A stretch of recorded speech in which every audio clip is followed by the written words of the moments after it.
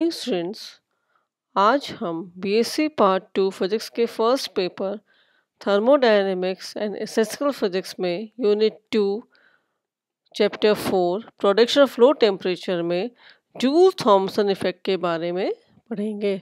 पिछली video lecture में हम यह देख चुके हैं कि जब भी किसी गैस को उच्च दाब वाले क्षेत्र से पोरस प्लग के द्वारा निम्न दाब वाले क्षेत्र में गुजारा जाता है तो गैस के ताप में परिवर्तन प्रेक्षित होता है और हमने इस प्रभाव को जूल थॉमसन प्रभाव कहते हैं और हमने इस प्रभाव का एक्सपेरिमेंटल सेटअप प्रायोगिक व्यवस्था क्या है इसको भी पढ़ लिया था। आज हम इस प्रभाव का सिद्धांत पढ़ेंगे, थ्योरी को हम डिटेल में पढ़ेंगे। जूल थॉमसन प्रसार के पोरस प्लग वाले प्रयोग में जब भी गैस को नियत दाब पर पोरस प्लग के द्वारा रुद्धोष रूप से प्रसारित करते हैं तो गैस के ताप में परिवर्तन प्रेक्षित होता है। इस परिवर्तन का रीज़न जानने के लिए हम ऊष्मारोधी पदार्थ में बनी एक नली में गैस को कंसीडर करते हैं।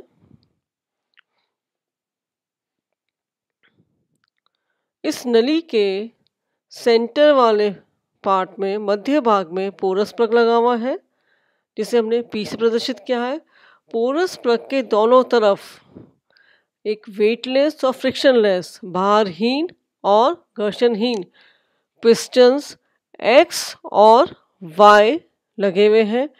इस संपूर्ण नली को या उपकरण को हम कहें जिसमें पिस्टन भी लगा हुआ है, इसको हम ऊष्मारोधी अवस्था में रखते हैं जिससे ऊष्मा का आदान प्रदान नहीं हो।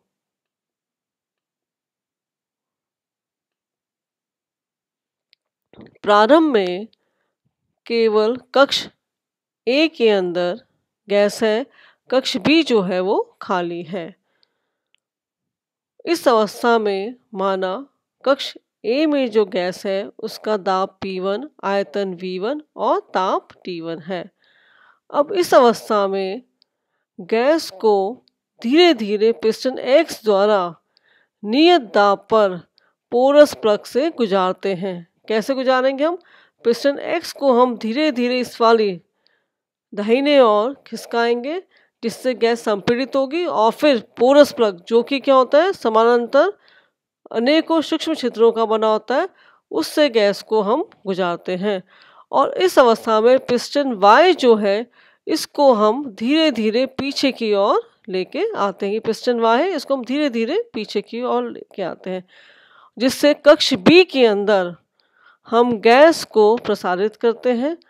और माना इस अवस्था में गैस का दाब P2, आयतन V2 और ताप T2 है।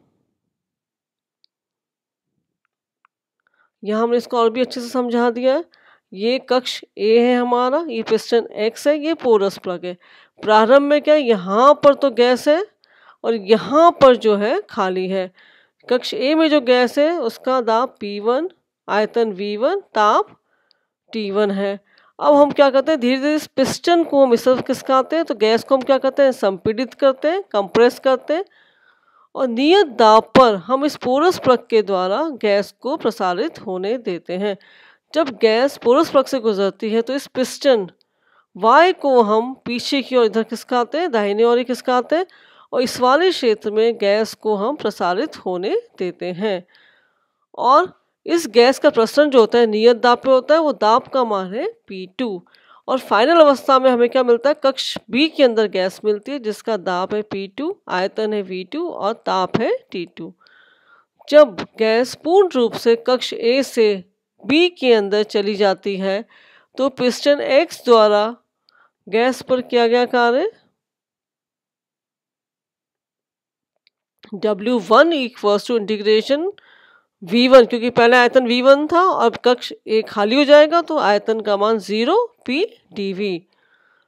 इस स्थिति में हम क्या करते हैं, गैस को पिस्टन X द्वारा संपीड़ित करते हैं। तो हम कहेंगे संपीड़न में गैस द्वारा किया गया कार्य आयतन में कमी को हम माइनस साइन से कहते हैं W1 equals to P1 V1। यहाँ आयतन में कमी हो रही क्योंकि हम गैस को क्या कर रहे हैं, कंप्रेस कर रहे हैं।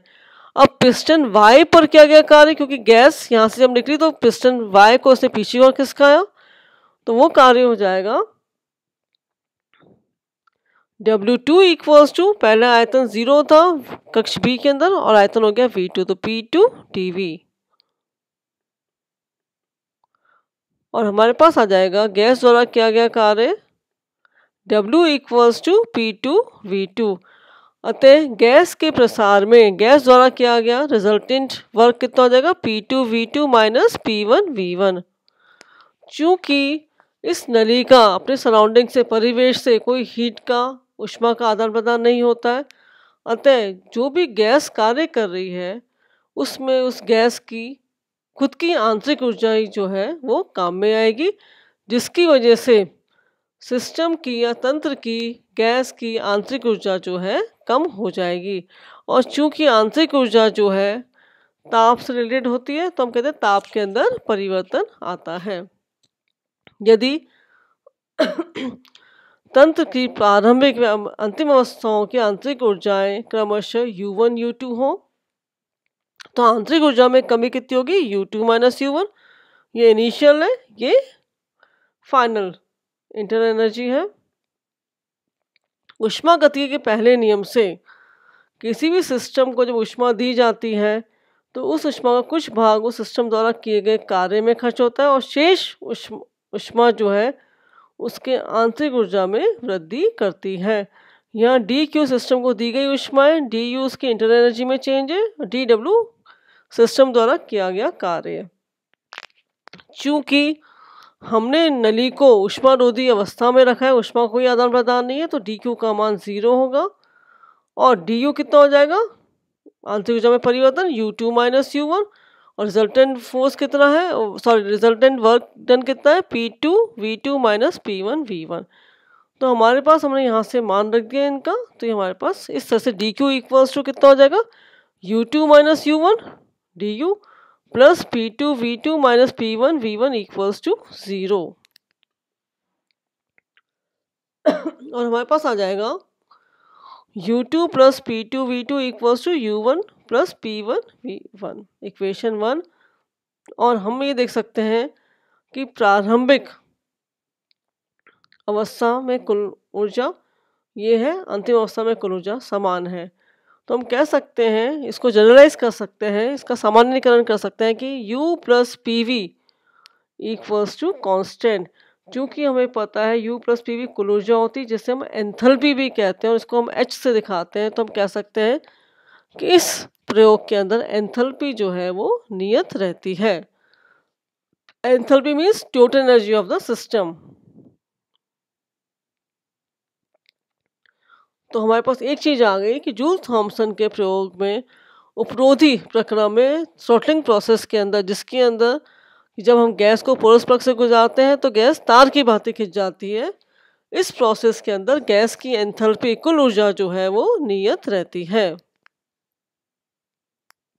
अब हम इक्वेशन 1 से का एनालिसिस करेंगे, इक्वेशन 1 का विश्लेषण करेंगे।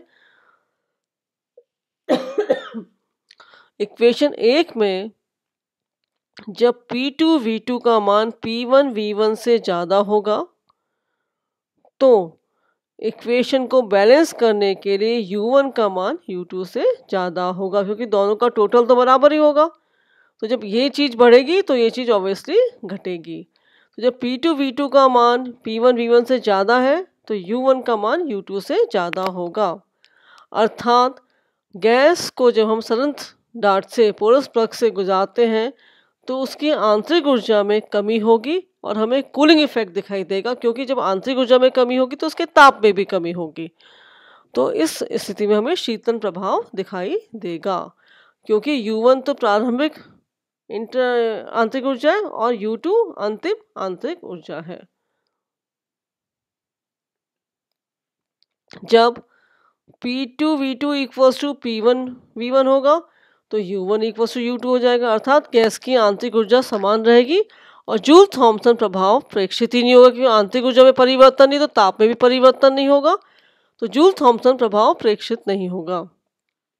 जब P2 V2 का मान P1 V1 से कम है तो U1 का मान U2 से कम हो जाएगा, अर्थात जब गैस पोरस प्लग से गुजरने के पश्चात उसकी आंतरिक ऊर्जा में वृद्धि होगी और हमें हीटिंग इफेक्ट, तापन प्रभाव जो है दिखाई देगा।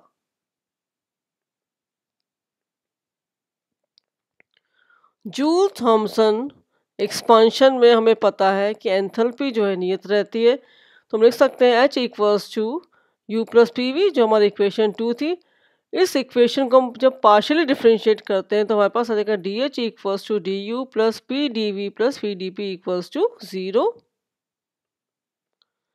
ऊष्मा गति के पहले और दूसरे नियम से, पहला नियम क्या है, dq equals to du plus pdv, और दूसरा नियम है dq इक्वल्स टू tds, जहाँ s क्या है, उसकी एंट्रोपी है। इन दोनों नियमों से हम लिख सकते हैं tds equals to du plus pdv। यहाँ dq का मान हमने कितना रख दिया, tds रख दिया, तो इक्वेशन ये मिल गई, इक्वेशन 4। अब इक्वेशन 3 और 4 से हम देखें तो हम क्या कर सकते हैं, du प्लस pdv का क्या रख देंगे, हम tds रख देंगे, तो हमारे पास आ जाएगा T del S plus V del P equals to 0। यदि गैस की एंट्रोपी S को हम दो इंडिपेंडेंट वेरिएबल्स दाब और ताप का फलन माने तो हम लिख सकते हैं S is a function of temperature and pressure, और change in entropy can be written as ds equals to ds by dt at constant pressure multiplied by dt plus ds by dp at constant temperature T multiplied by dp। Equation 6 को हम 5 में substitute कर देंगे, यही हम देख लेते हैं। हमारे पास क्या आ गया, डेल एस का मान आ गया, तो इक्वेशन 6 को हम 5 के अंदर सब्स्टिट्यूट कर देंगे, तो हम लिख सकते हैं T multiplied by del S by del T at constant pressure dt plus T del S by del P T dp at constant temperature dp plus V dp equals to 0। यहाँ पे हमने क्या किया, डेल एस का मान रख दिया और उसको T से टेम्परेचर से गुना कर दिया। चूँकि specific heat at constant pressure होती है del Q by del T at constant pressure, और हम डेल Q को लिख सकते हैं T del S by del T at constant pressure. तो यहाँ पे हमारे पास जो है ये चीज, ये क्या हो जाएगी, Cp। मैक्सवेल का चौथा थर्मोडायनामिक रिलेशन क्या है, del S by del P equals at constant temperature equals to del V by del T at constant pressure. तो हम इक्वेशन 8 से हमारे पास किसका मान आ गया, इक्वेशन 7 में इस वाली चीज का, सॉरी इक्वेशन 9 से हमारे पास मान आ गया इस वाली टर्म का, और इक्वेशन 8 से आ गया हमारे पास इस वाली टर्म का। तो इक्वेशन 8 और 9 से मान रख देंगे इक्वेशन 7 के अंदर।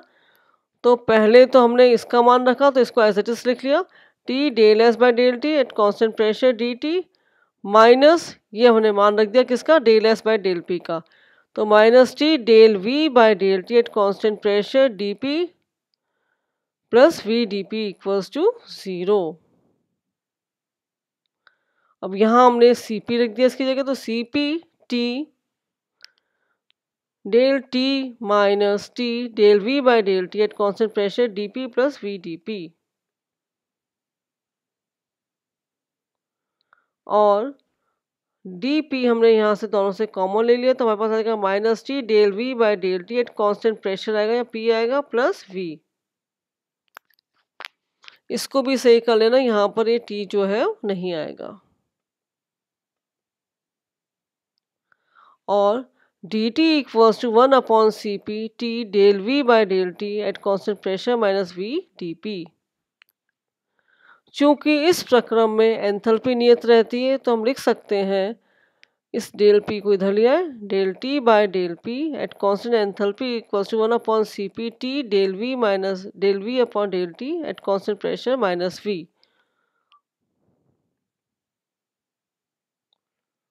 इक्वेशन 10 जो है में del T by del P at constant enthalpy को हम कहते हैं Joule Thomson coefficient, Joule Thomson गुणांक।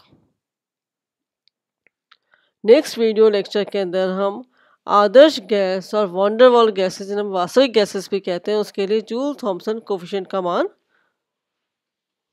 ज्ञात करेंगे। Thank you.